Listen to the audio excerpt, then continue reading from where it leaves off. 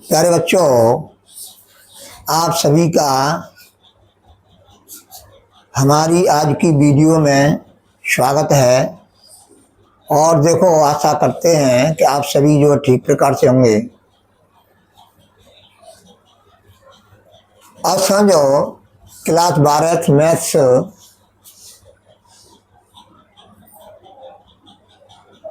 Chapter 13 probability प्रायिकता exercise 13.1 है। ये प्रश्न नंबर 5 है। प्रश्न नंबर 4 तक हमने करा दिए थे। यदि पी ए बराबर जो है, यानी एक कोई घटना है ए है, उसकी प्रायिकता 6/11 है। कोई घटना बी है, उसकी प्रायिकता 5/11 है। और इन दोनों घटनाओं के यूनियन की प्रायिकता 7/11 है। तो हमें ज्ञात करना है, ये खंड जो दिए हैं इनके मान हमको ज्ञात करने हैं। तो कैसे करेंगे?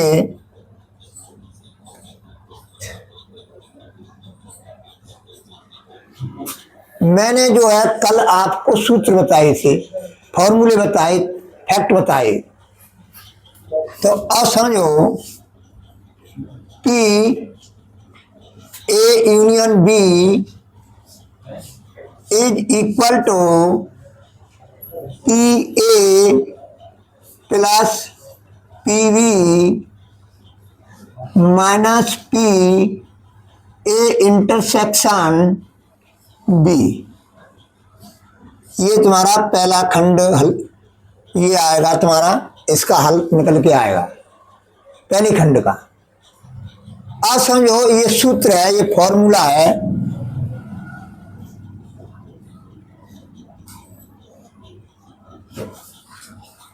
अब जो है इनके मान रख देंगे और पी ए इंटरसेक्शन बी का मान निकाल लेंगे।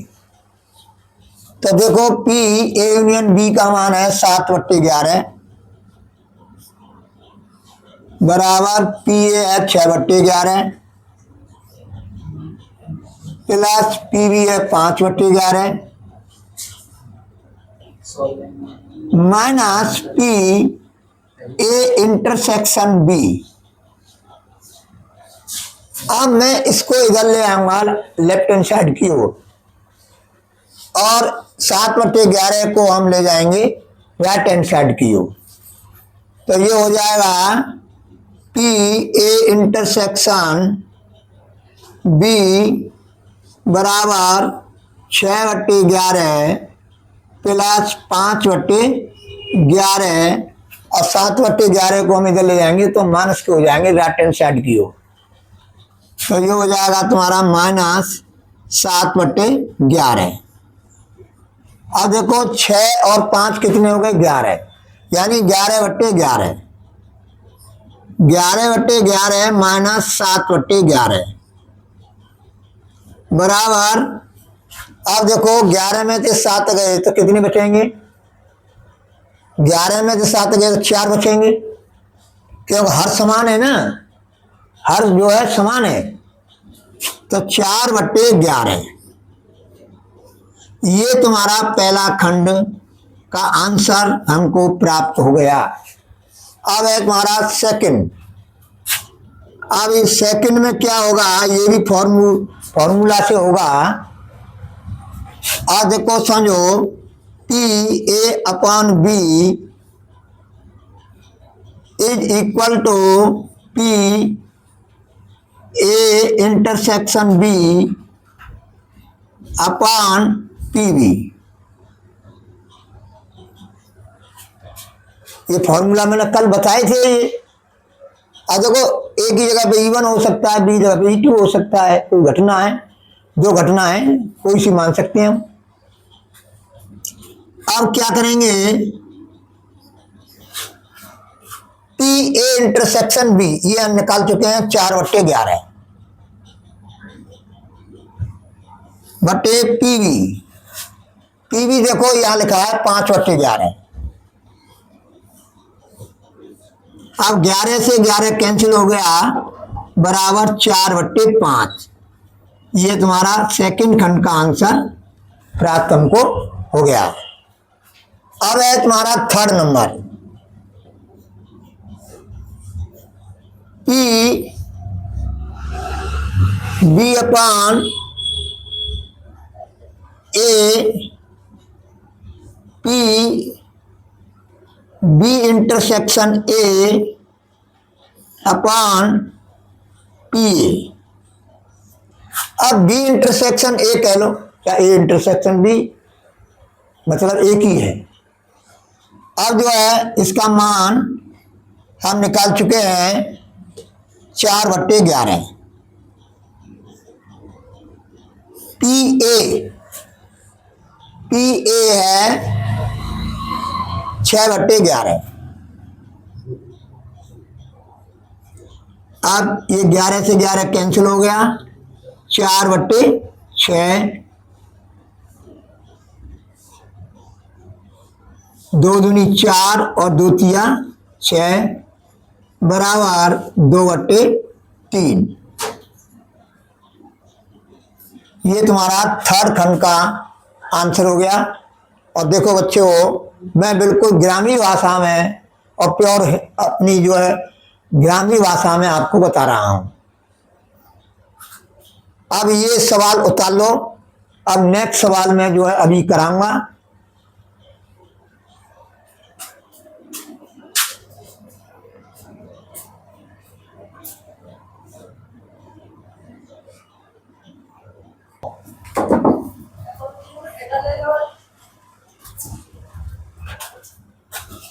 अब समझो बच्चों, ये जो है प्रश्न नंबर 6 है। निम्नलिखित प्रश्न 6 से 9 तक, यानी प्रश्न 6 से 9 तक जो है हमें पी अपॉन एफ ज्ञात करना है। यानी कोई घटना एफ है और उस घटना एफ के घटित होने पर घटना ई की पर्याप्तता निकालनी है। यानी पहले घटना घटित जो एफ है, घटना है एफ है, वो घटित हो चुकी हो, तब घटना ई के घटित होने की पर्याप्तता निकालनी है। कहाँ? प्रश्न नंबर 6 से 9 तक। अब समझिए, ध्यान दीजिए।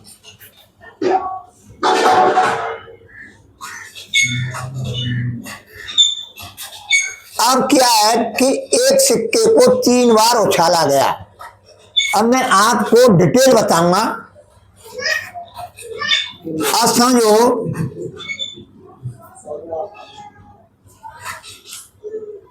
ये तुम्हारा हेड, ये टेल, ये तुम्हारा हेड, ये टेल, ये हेड, ये टेल, ये हेड और ये टेल और ये तुम्हारा हेड और ये तुम्हारा टेल और ये हेड टेल और जो है ये हेड और ये टेल।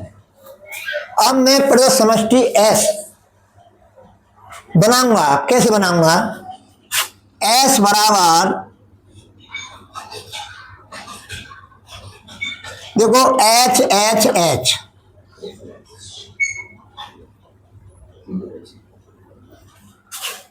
अब है तुम्हारा H H T,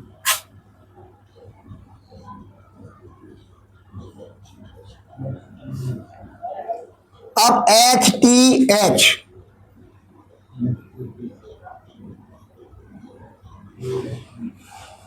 H T H, H T T,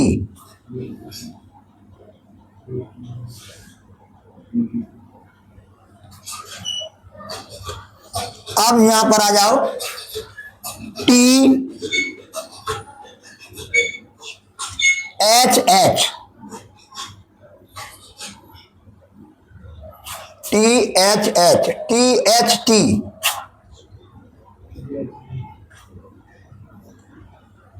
T T H,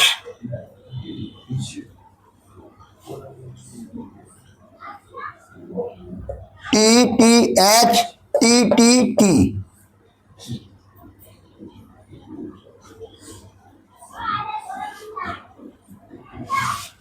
ये तुम्हारी जो है 8 हो गई।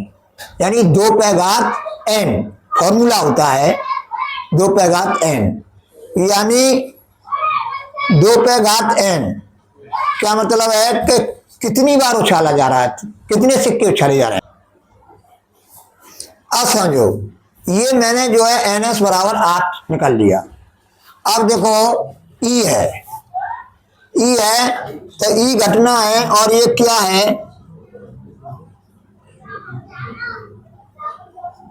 ई घटना है तीसरी उछाल पर चित्त। अब इसमें देखो तीसरी उछाल पर H आ रहा है यहां पर, तो H H H, तीसरी उछाल पर H H T H, तीसरी उछाल पर चित्त आना चाहिए। अब देखो THH,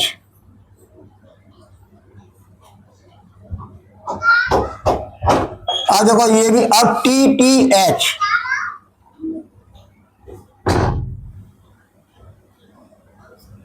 अब ये हो गया तुम्हारा NE। NE कितना हो गया, 1 2 3 4। अब समझो F, अब तुमको F घटना है, ये निकालना है।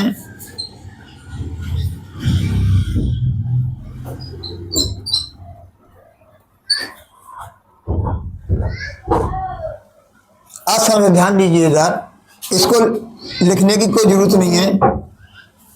अब समझो F, अब F पहली 2 उछालों पर चित्त हो, पहली 2 उछालों पर।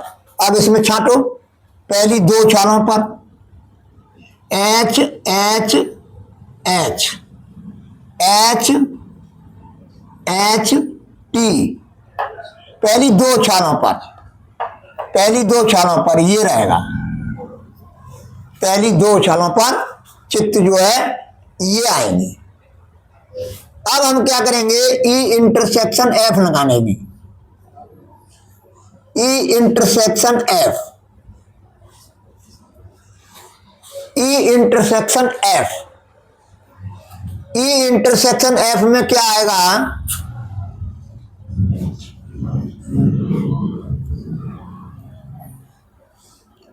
क्या आएगा, अब समझो। अब ये है तुम्हारा इंटरसेक्शन F में H H H, ये अब जो है H H T, अब H H T इसमें है नहीं, एक ही एलिमेंट आएगा। अब यहां पर NF है तुम्हारा 2, NF 2। अब मैंने बताया था P E upon F equal to N E intersection F upon NF। अब यहां पर ये फॉर्मूला लगेगा। अब समझो N, इंटरसेक्शन में एलिमेंटों की संख्या कितनी है तुम्हारी, 1, कितनी है 1। तो अब यहां पर हम मान रख देंगे, इसका मान क्या है, 1 है तो 1 रख देंगे, NF क्या है 2 है तो 2 रख देंगे। अब ये तुम्हारा आंसर प्राप्त हो गया, पहले खंड का आंसर प्राप्त हो गया। कल मैं फॉर्मूला बताया था। अब सेकंड नंबर,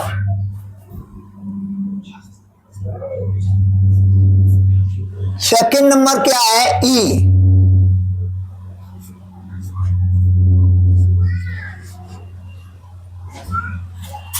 यानी न्यूनतम 2 चित्ता में। अब समझने की जरूरत है, यहां पर समझने की जरूरत है, न्यूनतम 2 चित्ता में, 2 से अधिक कितने भी आवे, 2 से अधिक भी आ सकते। तो H H H,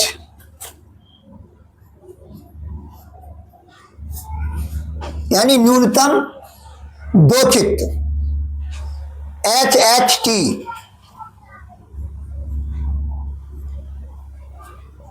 न्यूनतम 2 चित्त, न्यूनतम 2 चित्त, H T H,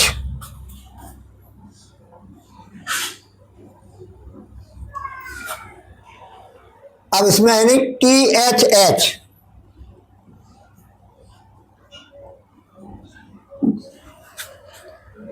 अब इसमें न्यूनतम 2 हों तो ये तुम्हारा हो गया। अब F,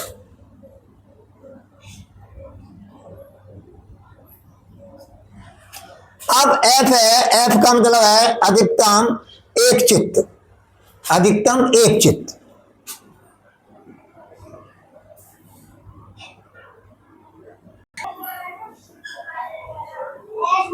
अब देखो बच्चों, यहां पर सेकंड में अधिकतम एक चित्त आ रहा है, तो एक चित्त से तुम्हारा आंसर नहीं आएगा, अधिकतम 2 चित्त से आएगा। तो यहां पर जो है 2 कर लो।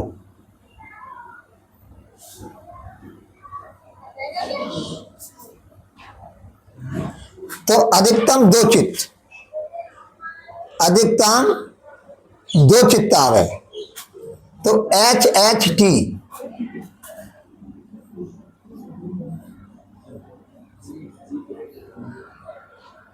HTH,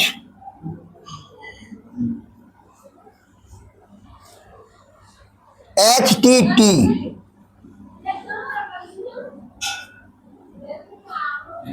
यानी अधिकतम 2 आवे, अधिक से अधिक 2 आवे, 2 से अधिक नहीं आवे, कम कम आ जाए।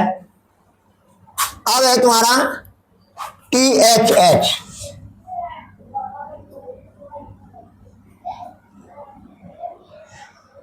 अब ये है तुम्हारा THT,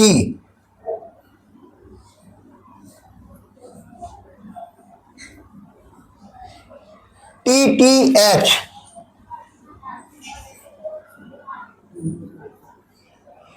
TTT,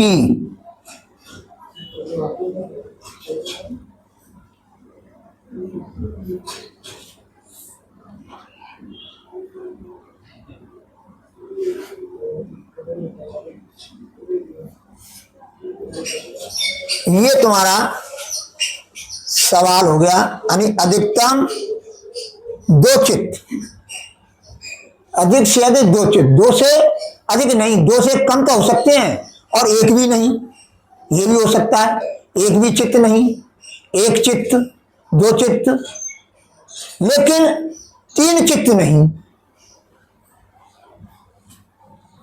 अब समझो, ये तुम्हारा NF, NF है तुम्हारा 1 2 3 4 5 6 7। अब निकालूंगा मैं N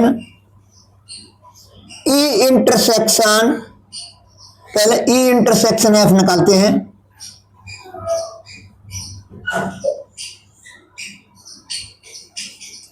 E इंटरसेक्शन F में क्या होगा, HHT,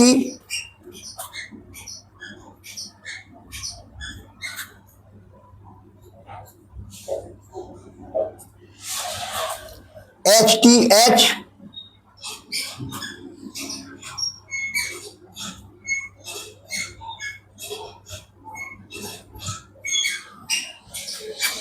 THH,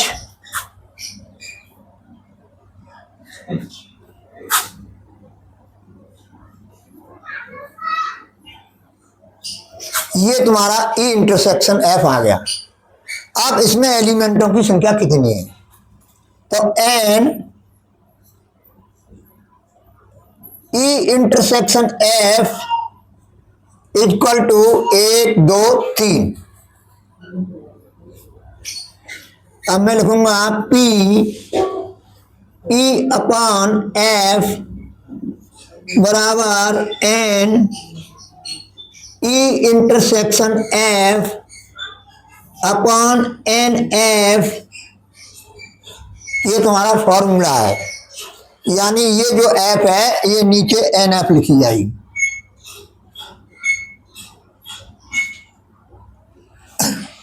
और ये दोनों का इंटरसेक्शन आता है अंश में, इसके एलिमेंटों की संख्या। अब इसमें मान रख दो, ये कितना है 3, तो 3/7, ये तुम्हारा आंसर हो गया। आज समझो, ध्यान दीजिए, ये यहां पर मिस्टेक है, अपने गणित में मिस्टेक को सही कर लेना। अब है तुम्हारा थर्ड नंबर।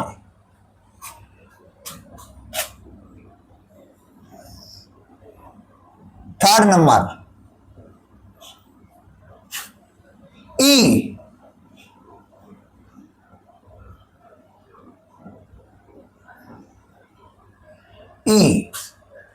यानी अधिकतम दो पट्टा में, अधिकतम दो पट्ट, और जो है अधिकतम दो पट्ट का मतलब एक पट्टा आवे,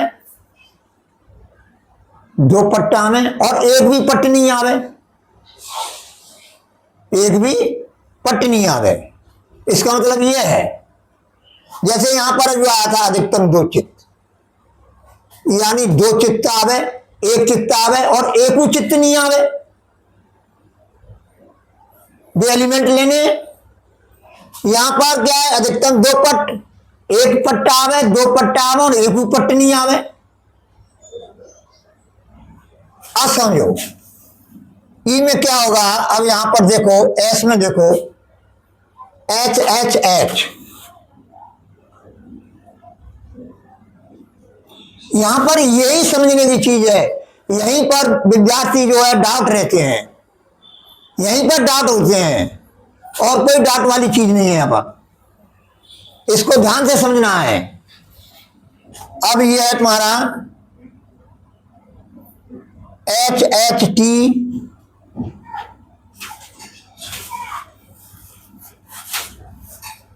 टी एच एच,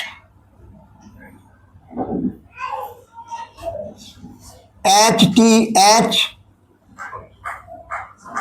मैंने क्या बोला कि दो पट्टा में एक पट्टा आवे और एक भी पट्ट नहीं आवे। एक पट्टा आ रहा है, इसमें एक पट्टा आ रहा है। अब जो है, अब क्या है, H T T,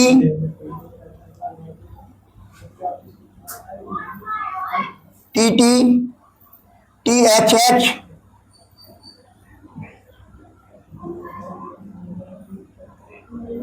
T H T,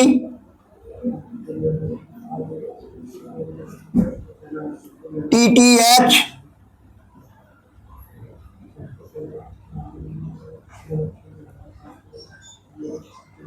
अब है तुम्हारा एफ। एफ में क्या है, न्यूनतम दो पट्टा आवे, न्यूनतम दो पट्टा आवे, यानी कम से कम दो आवे और अधिक भी आवे, न्यूनतम दो पट्टा आवे।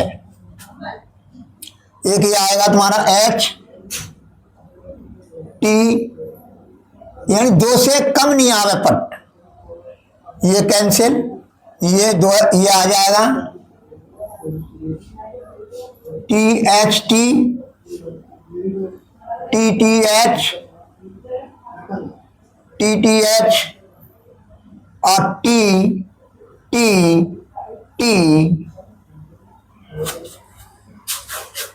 इसका मतलब ये है। अब ई इंटरसेक्शन एफ, ई इंटरसेक्शन एफ निकालेंगे तो क्या होगा, H T T,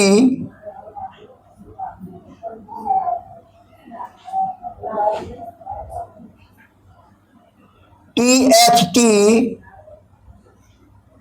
T H T देखो इसमें,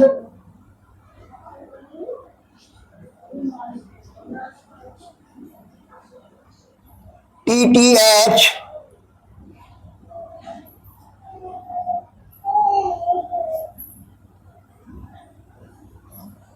ये तुम्हारा इंटरसेक्शन हो गया।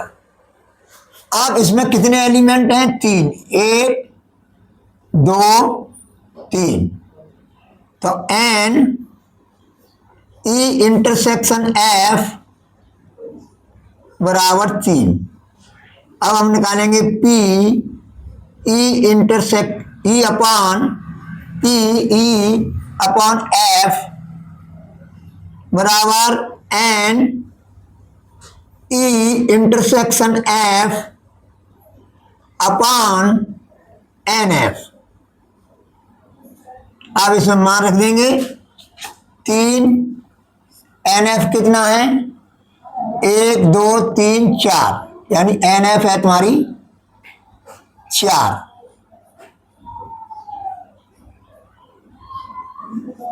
तो 3/4 ये तुम्हारा आंसर हो गया। इस तरह से ये सभी खंड आपके हल हो गए। और देखो बच्चों यहाँ पर भी तुम्हारा ये गलत है, तुम्हारे गणित में गलत है। न्यूनतम 1 पट्ट आएगा, न्यूनतम 1 पट्ट। तो न्यूनतम 1 पट्ट के लिए यानी कम से कम 1 पट्ट और 1 से अधिक पट्ट कितने भी हों तीनों छालों में, इसका मतलब ये है। तो इस तरह से मैंने लिख लिया है और ये इंटरसेक्शन एफ निकाला है मैंने। इन दोनों का कॉमन एलिमेंट है ये है तुम्हारे, तो इनका जो है संख्या है ई इंटरसेक्शन एफ के एलिमेंटों की संख्या 6 है। अब हमें निकालना है पी ई अपॉन एफ बराबर N E intersection F upon N F. अब ये है तुम्हारा कितना है 6 है, तो 6 लिख देंगे।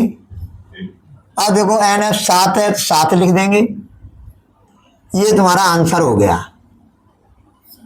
इस तरह से अब देखो बच्चों ध्यान दीजिएगा कि ये जो है यहाँ पर जो है ये तुम्हारे गणित में और जो है गलतियां हैं, इसको सही कर लेना। और अगर सही नहीं करेंगे तो आंसर ही नहीं आएगा, क्योंकि उस हिसाब से आंसर नहीं मिल रहा है तुम्हारे गणित में। इस हिसाब से आंसर में गणित में आंसर मिल रहा है। तो ये क्या, तो उत्तर को सही करना है। मैंने तो उत्तर को सही मानते हुए आपके प्रश्न को सही किया है। अब देखो बच्चों यहीं तक आपको रिवीजन करना है। नेक्स्ट सवाल में जो है आपको कल बताऊंगा, तब तक इनका रिवीजन करना।